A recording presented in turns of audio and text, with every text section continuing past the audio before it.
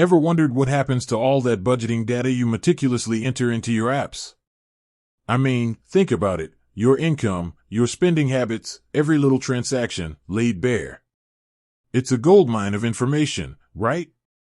And with data privacy becoming a bigger and bigger concern, it's natural to ask, does YNAB, the popular budgeting software, sell my data? That's the question we're tackling today.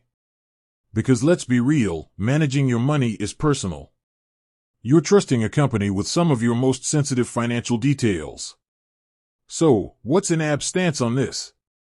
First, let's understand the landscape. Data selling is a huge industry.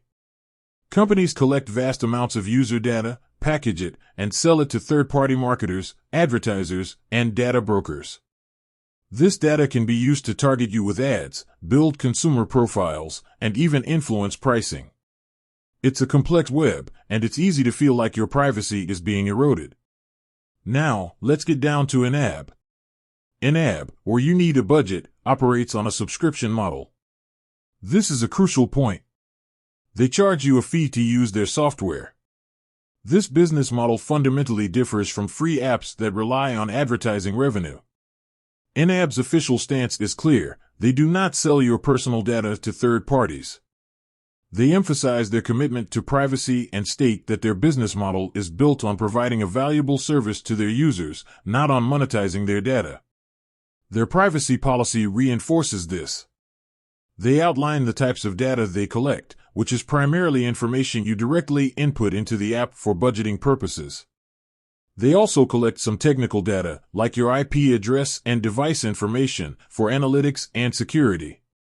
However, they explicitly state that this data is not sold or shared with third parties for marketing purposes.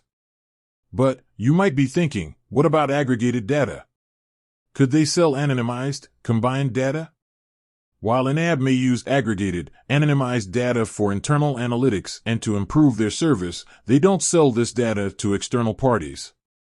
It's important to differentiate between selling data and sharing data with necessary service providers. YNAB, like most companies, uses third-party services for things like payment processing, email delivery, and server hosting. In these cases, they share limited data with these providers, but only to the extent necessary to provide the service. These providers are contractually obligated to protect your data and are not allowed to use it for their own purposes. So, why trust YNAB? Their business model is a significant factor. When you pay for a service, you become a customer, not a product. This aligns their interests with yours.